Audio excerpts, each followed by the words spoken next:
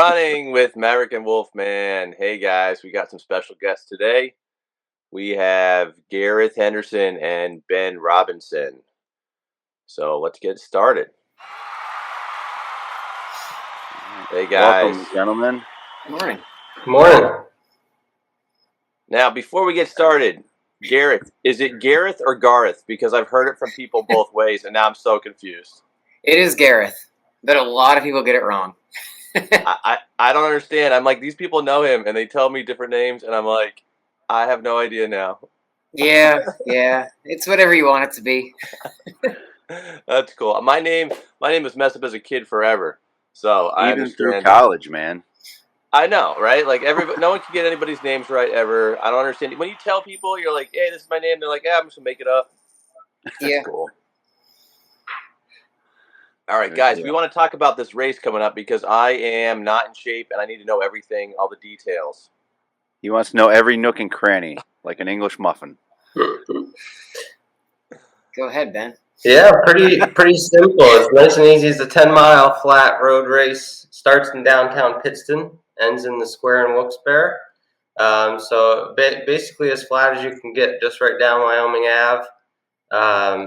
Then once we get into Kingston, we take a left onto Market Street, go over the Market Street Bridge, and then we do a little circle in Wilkes-Barre. Then we finish at the square. So it's great. We have everyone from runners. We have a walking division. We have a hand cycle division, and then if you're not in the area, you could also sign up for the virtual. So a little bit for everybody.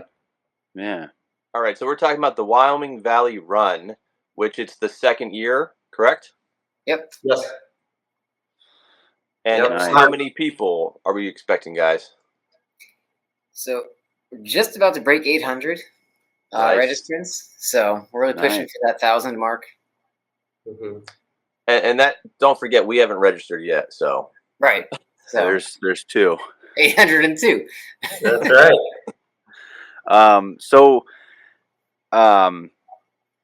Is it just the 10 miler, or is there different distance options? And then if, I know you guys have lots of different races throughout the year, and, who was like, you know what we should do? A 10 miler.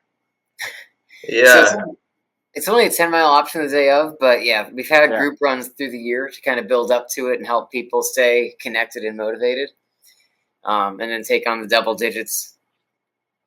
Yeah, and then so for the race for the Wyoming Valley Run, that idea came in 2019. I was starting my own race management company. Really wanted to kind of expand not only trail running and the road running in the area, but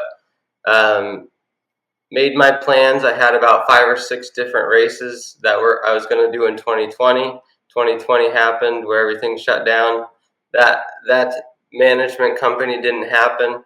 And this one was the one that I was really excited about because I wanted to kind of mimic Broad Street down in Philly up in our area, because it's the Ave is perfect. It's wide, it's flat, it's 10 miles.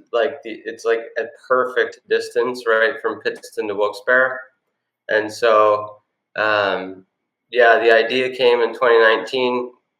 2020 didn't happen, and then I had a couple gap years where eventually our friend Jim from Allied brought it up again, and he's like, let's make it happen. So I said, sure. We got a good group of folks together, and we started the planning December of 2022 for 2023 to happen for the first time.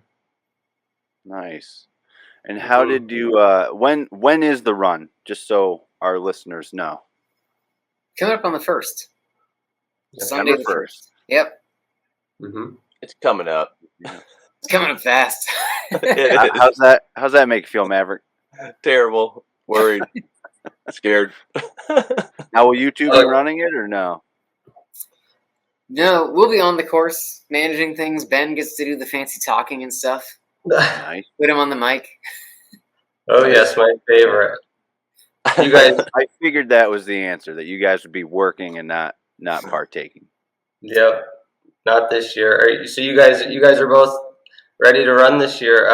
How's training been going? I wouldn't say I'm ready. I would say Wolfman's ready. I'm ready. I'll be there. Good. I'll be with him. I woke up this morning and I was like, oh, I'm going to go for a run. Then I'm like, wait, no, I'm going to go record instead. Oh, that's great. great. Later. But I'm training for the wine glass full, so I've been running. Nice. He's Oh, been that's a clicking great off course. quick mile repeats. He's fine. Yeah. That's great. Have you done that course before? That's a fun one. Which one's that? The wine glass? Mm-hmm. I've done the half. This will be the first time I do the full there. So I'm looking forward to it. So I guess I've done like half of it. Mm-hmm. But I think it's the same. I think it just blends into itself. So have you guys done it or no? I did the half twice. Yep. Yeah, the half I did twice. That's always fun. My cousin lives up in Corning, so I stay up with him and then get to do it. So it's always a good one. Nice. Yeah. Now, guys, I wanted to get into your background. What is your background with running? I know Gareth has a fun story, but Ben, I don't know your story. So who wants to go first? Go ahead, Gareth. Yeah, so my background in running is I didn't actually run in high school or college. I kind of fell into it later on, which is fantastic because I'm still hitting PRs. But yeah, I kind of started coaching before I started running, and then kind of felt like a hypocrite sending these kids out on workouts. So then I really just dove all into running and really kind of got into it around 2014, 2015. And within the first year, decided to just run a marathon. Because why not? Because I thought that's what people do. And then I got in with Allied Services, and I ran New York City Marathon for charity. And then that kind of started the dominoes falling into where I am now. But yeah, so now I'm coaching out at Northwest and loving life. Nice. That's great. Yeah. So I started running. I played all different sports in growing up. In ninth grade, I wanted to quit the football team because our football team wasn't good at Tunkhannock. So I started running. I was only going to do it for a year and then do golf, but I really, really enjoyed the people, so I stuck around. Definitely wasn't very good, and then eventually worked my way through. I ran college at Lock Haven. I ran cross country and track. Then made my way. I moved out to Park City in Boulder for a couple years to run. After that, after I graduated college, and then I was fortunate enough to run professionally with Hoka for a couple years on their trail running team, and get to be a part of really cool projects like their Project Carbon X, where we were trying to break the world record for the 100K. That was the year Jim Walmsley just missed it by 6 seconds. I paced the guy that finished second, Raj, and then went out to like UTMB races, and just really fortunate. And then after that period ended, I really wanted to kind of bring some really cool races like this one and the Miller Mountain Trail Challenge to Tunkhannock. So that's a little bit about me, but still trying to run, do as many races as I can. So, nice. So basically, our resumes are exactly the same. Yep. Yeah, it's like the same person. It sounds like it. Sounds like it. Yep. Now, Gareth, weren't you a kickboxer at one point? I did do kickboxing. That was my one dive into sports. I was in all of the band and orchestra stuff, and then I decided to take on kickboxing as well. I never really got good at it. I got really good at taking punches. Could not land a single one. That's awesome. So then I decided to go to the sport that they're not allowed to touch you. Nice. That seems like a logical switch. All the band, orchestra, kickboxing, and then right. It's a classic story. Yeah. Hear it all it the was time. building up endurance, man. That's just an endurance. That's right. Yeah. That's pretty awesome, though. That is awesome. That's funny. But I was going to say, for the Wyoming Valley Run, we have 5 charity beneficiaries that we're raising money for. We have the Greater YMCA. We have the Northeast Site Services, Northeast PA Cancer Wellness Center. We have Gareth. Help me out. I always can't spit them out one after the other. Blue Chip Farm Animal Rescue, Cancer Wellness Center, Greater Wyoming Valley YMCA, Northeast Site Services, and the Wyoming Valley Children's Association. Mm-hmm. Very good. Very good. Yep. Very good. You guys are doing a good job. I mean, everything that I've heard about the race is very positive. Everyone's very, up for this event, and that's good to hear. And you've gotten pretty good growth in a very short time. I mean, that's pretty impressive too, because most races when they first start out, there's nobody there, no one knows about it, it's not well organized. I haven't heard that at all about this event. Right. So I am looking forward to it, although I'm not in shape to run it. Oh, we're gonna have a blast, Maverick. We're gonna have a blast. We'll be waiting for you. We're excited to see you there. Yeah. My wife was like, "Are you gonna be able to run it?" I go, "I'm gonna run, and then I might have to walk, and then run, and then walk." I said, "I don't warm up till 2 miles. All right. At my age, for some reason, I need 2 miles to warm up. So it might take me 2 miles to start the race, but I'll be 2 miles in at least." That's right. Mm-hmm. You only have 8 more to go. That's it. That's nothing. It's an 8 miler. How big? Yeah. Mm-hmm. And the last one's a cool down, so really it's a 7 miler. Yeah, there you go. That's it. Just stay positive the whole time. That's it. Probably should have asked this before, but where can people find this? We'll have the link in our description, but where can people find the run and sign up for the run? Yeah, our website is the WyomingValleyRun.com. We're also on Facebook, Instagram. All the information's there. You can sign up until a week from today, the 24th? Mm-hmm. 24th, yep. So not too late to sign up and get in on the fun. Mm-hmm. I like it. Now, let's just talk about some PRs. So what would you say your best PR time is? Wolfman, I should probably you go first. Oh. Well, me. Yeah, Wolfman, pick a race, pick a PR time. I'm so terrible with these. Exactly. I know. Boston, I ran a 2:53 and change. So I don't know the exact, which is sad. Most people can tell you like to the millisecond. And I mean, it's a good time, but yeah, 2:53 and change, Boston. 09, I think. I don't even know the year. Perfect. That's cool.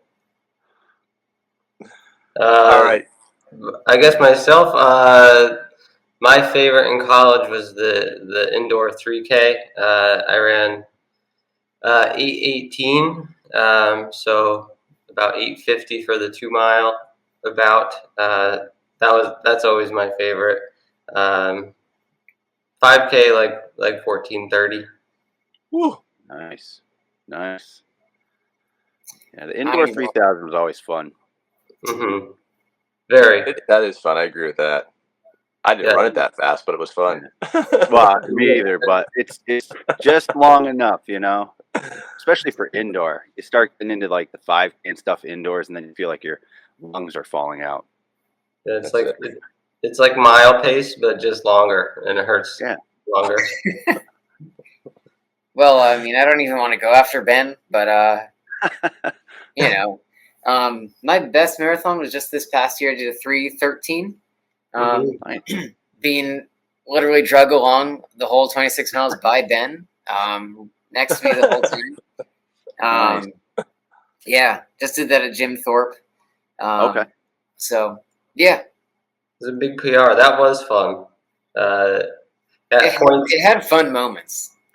At points, Gareth didn't want to talk to me, but we kept on talking and pushing along. Ben tried to put some music on, and it was not my style of music. That might have been Adam. Yeah. But Karwowski, you're up, Maverick. I'm just going to say I'll just go with the steeple, 10:0 something. I don't remember the exact time. I missed the school record. I fell in the water pit, remember? Yeah. I only ran it 1 year. It was a lot of fun. I wish I had more years to run it, but I don't know. That was probably my favorite. You were on That'd pace be to my break the best. school record, then fell in the water pit. What was that? You said you were on pace to break the school record, but fell in the water pit. Oh yeah. So I what did I have? Can't remember if it was my last lap or the second to last lap, but my brother was there, and he said, "Maintain your form." He yells it out randomly. He, like, never would do that stuff. I clipped the barrier and went sideways, and then fell in the water pit and rolled through. Got up all wet and then ran to the finish, and I literally missed it by less than a second. Oh, Man. So, yeah, I didn't. It is what it is, and that record was broken the next year anyway. So, not like it would have lasted, but yeah, it was a lot of fun. I had 1 year running steeple, and I kept getting faster and faster. But 1 year, you don't get much out of that. No. Mm-hmm. That's why my 10-miler time's gonna suck this year. That leaves lots of room next year for a PR. That's right. I know, that's what I'm thinking. I'm Exactly. thinking, like, if I run this year, I could drop a ton of time. Like, oh my gosh, I'll be able to drop like 20 minutes next year. Yeah. I mean, going back to that Jim Thorpe marathon, I've had tragically terrible marathon days. So all I needed was a good normal marathon day, and it was like a 23-minute personal best. Only Nice. because the rest were total disasters. So, The fun thing about running is that you just don't know. You don't know what you're going to run, how you're going to run, Yeah. how fast you're going to be a few years down the road. So, like, Ben, your story exactly perfectly personifies that whole concept that you don't know. You started off not real fast, got faster. We've heard that from other guests before as well. Mm-hmm. Oh yeah, I remember my first day of cross country. I couldn't run the 2-mile route that we had planned. It definitely didn't come natural. It doesn't come natural to most people, so you just got to keep your sticking to it. Yeah, exactly. And Wolfman, you may or may not have experienced this, but every time one of my kids run, they do the bob. They jump up and down and run, and I'm like, what the heck? Is this a boat? Like, what are you doing? You got to just kind of sail. Don't do that. But that's how they run. They run up and down, and most people do that. They do this kind of calf running, barely lift their knees, but then they jump at the same time. You're like, whoa, we got to back up. Just walk. I'll have to pay attention. I don't think I've noticed that. I know I've got, I've got my runners in groups, and so I've got a group now that they've run 2 days a week, and I'm expecting them to do 5 to 6. So I've got them on cross trainers the last couple of days, and they're like chomping at the bit to get out there. And I'm like, I understand. I want you to run in a month, though. Like, I don't want you to run this week and next week and then be injured. Like, we'll be there. We'll get there. Mm-hmm. But I'll look for the bob. Yeah, I notice that all the time. And You then, guys you guys, what was that? I was just gonna say, you guys both coach. It sounds like. I just coach my own kids. Oh, nice. Yeah, I took over the coaching at our local high school this year. That's cool. The other coach, he resigned last year, and I'm filling some big shoes, so it'll be fun. Mm-hmm. Yeah, but that's what happens when you have a podcast. People go, "Hey, you want to coach this team?" Some people say yes, Wolfman. Some people say no, me. We'll say it was the podcast. I don't think most of them know I have a podcast.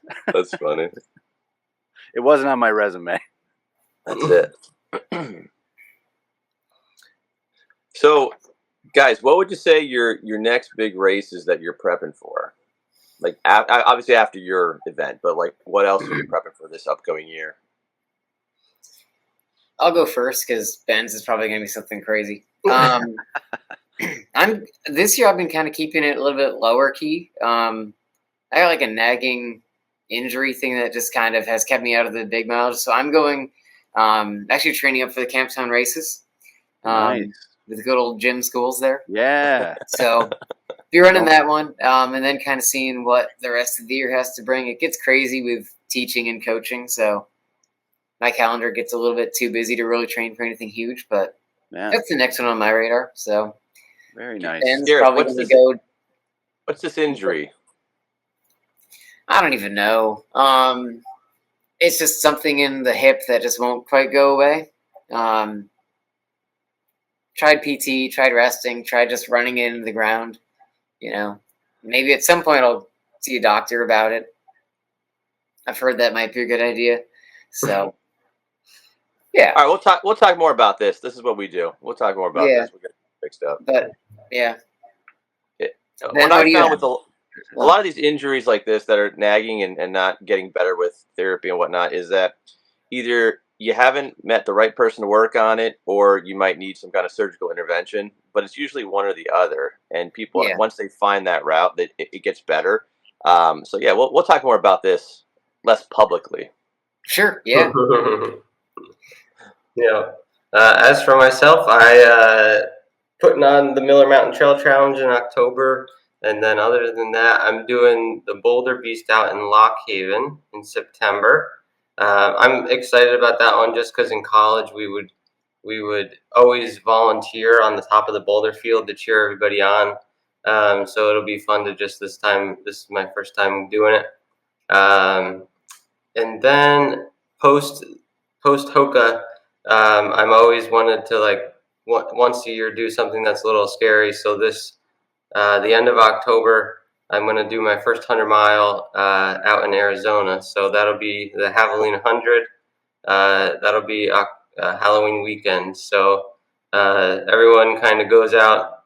People dress up. There's a little bit of it's a looped course. So there's a little bit of there's a DJ at the start finish. So there's like a dance party for the crew and stuff during the race. So it'll be just a fun, like lower key, exciting type of thing for my first 100. Yeah. What kind of temperatures are you going to be running in out there? That time of the year, it's like low 80s typically. Hopefully it's not a lot hotter than that, but yeah, 80s. And then everyone kind of finishes in the dark, so it'll be hopefully a little cooler than that by that time. Good. Yeah. So, but yeah, that'll be fun. Those are my last 2 races of the year. Not sure what next year will bring though. Are you going to dress up for it? TBD. Probably not, but that would be a good distraction probably from the pain. Sure. Nice. Yeah. That reminds me. My first 50K, there was a guy dressed up like a Teletubby. Oh my God. And there's nothing quite as sad as seeing that guy go down. Super excited at the starting line. He was cheering for everybody, and then by lap 2, the purple Teletubby was just laying on the side of the trail. Yeah. Oh, God. Really sad. That's great. I love it. That's hilarious, though. That's hilarious. Yeah, sometimes the person dressed up is really, a good runner prepared, and sometimes they're not. Yeah, it's kind of like watching. It's kind of like watching the Tour de France when you see that person running next to the Tour or riding next to them, and you're like, they don't have it. They don't have it. Sometimes those cameramen, though, holy moly! Yeah. Why aren't they? Why aren't they on the track? They're like booking it. But yeah, you never know what you're gonna see at a race. I mean, how people are dressed. I've been beaten by Spider-Man before. Of course. One of my first 5Ks, I got beat by somebody he must have been more than 80 years old in jeans. Oh, really? Yeah, that was humbling. You probably didn't know about the race, just showed up. Yeah. Oh, here, there's a race? Okay.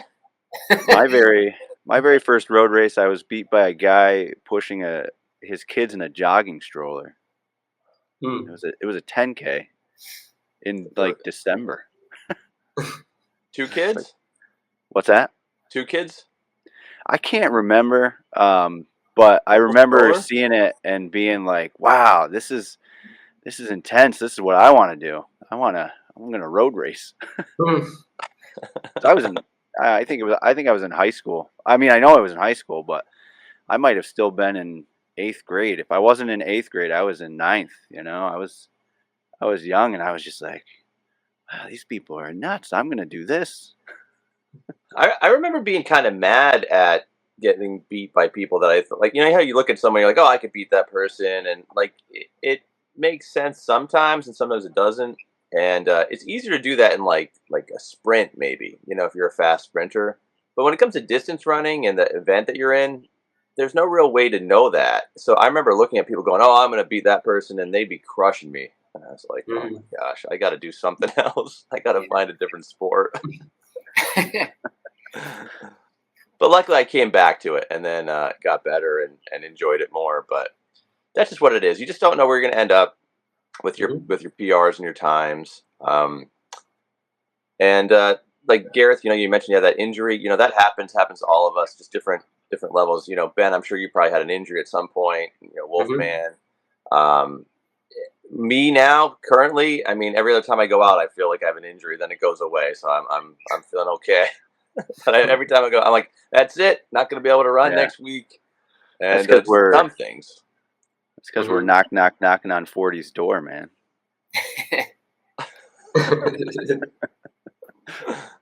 I know you hear about these things. You're like, nah, that's not real. And then all of a sudden you're like, oh, guess it is real. I guess it does take longer to warm up. Yep.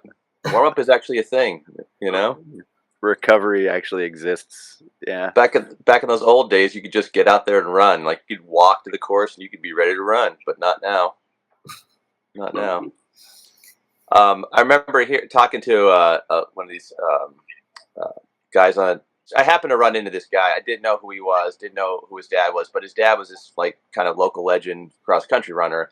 He was state champ, and what happened was he was driving out to the state meet, and I don't know like what happened, but like when he was at the state meet, he did not.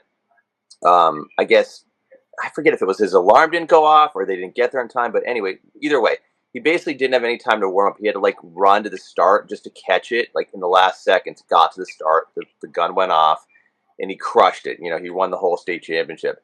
And I remember I was talking to his son, and you know, he was telling me this story and stuff like that. And I'm like, I heard of that guy. That guy's amazing, you know. And but like, there's no warm up there. Like the warm up was basically like a short sprint to the start line, and then he still was able to do it. And like that's different when you're 17, 18 years old. You could do that.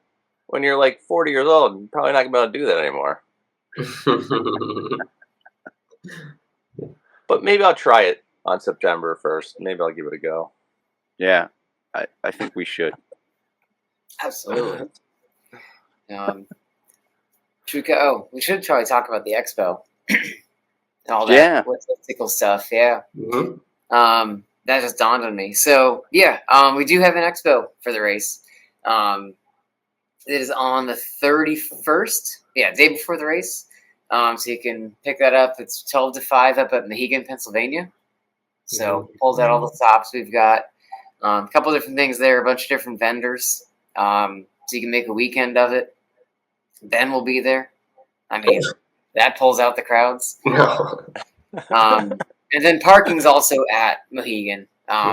So you don't have to park down in Wilkes-Barre Pits, and we handle the shuttles and all that good stuff.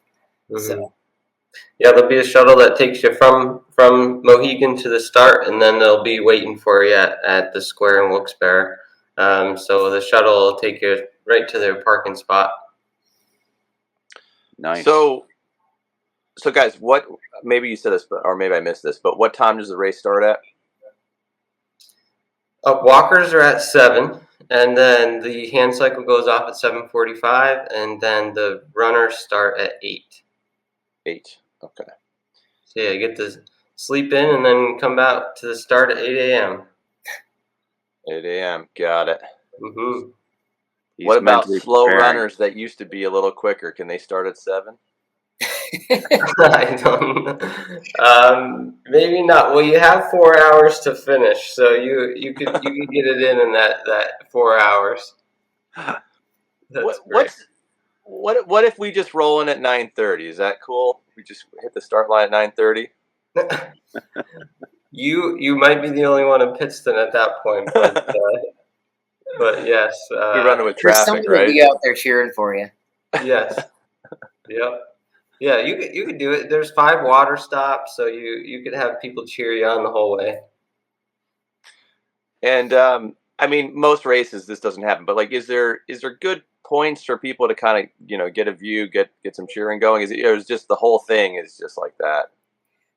I think that's one of the nicest things about running on the Ave is that, I mean, there's sidewalks the whole way, so you can see your people wherever works for you. I mean, I was at the finish line last year, so I didn't get to see her firsthand the crowds, but I mean, you could line the whole Ave with people, so you can set up shop and see everybody go by.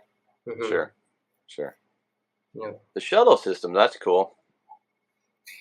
Yeah, keeps things a little bit easier, keeps things moving a bit. So Yeah, I just figured don't want to congest Pittston or Wilkes-Barre with start or finishing parking, so we wanted to work with our partner Mohegan to use one of their big lots, and it does make it more. It makes it easier because you don't have to like find a side street to park on. You just go to the parking lot, go to the shuttle. It's nice and simplified. Yeah, that is. Sweet. It's nice when races offer that, Mm-hmm. especially after you finish and you're just like, now I got to get back to my car. Yes, exactly. Or you park at the finish and now how do I get to the start? So yeah, shuttles. I like when races do shuttles. Yeah. Yeah, So- last year I remember seeing folks after they finished, they were running back to Pittston. So some people did the double who were training for a marathon. I remember a couple people just We're- parked up in Pittston. We're doing that, Mav. There you go. Be I missed prepared. that. What are we doing? Say it again. Nod, you're okay with it. It's a good. I saw it. So, I missed what we said. It doesn't sound good on my behalf, though. I think it's bad for me. I don't think I should do whatever that is. it's just running in and then running in reverse. It's nothing. No big deal. Oh man, running in reverse. That sounds terrible. It's like running the lake 2 times. Oh god. And we have cash prizes for top finishers, so you can take your cash prize and go. Mm-hmm. What? Cash? That's right, man. I'm not in any kind of shape for cash. That's fun. So, but that'll be a motivator for the future. That's it. There we go. Mhm. There you go. Next year. And listen, if you guys can develop a 5K portion of it, even a mile would be great for me. For the future years. Mhm. That way, I could run the mile and the 5K. A Wolfman could run every single thing you have, all 15 events or whatever, back to back. There you go. That sounds good. That would be a busy weekend. That's Yeah, it it. would. Guys, we have to wrap it up there. Wolfman's got some kids Yeah. to coach.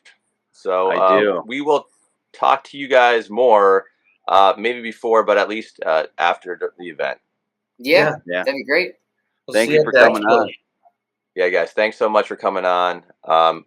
Everybody, remember, if you have something, if you have no event on September 1st, come out and cheer or come out and participate in the Wyoming Valley Run. These guys are doing a great job. Yeah. Thanks again. Maverick and Wolfman, running out.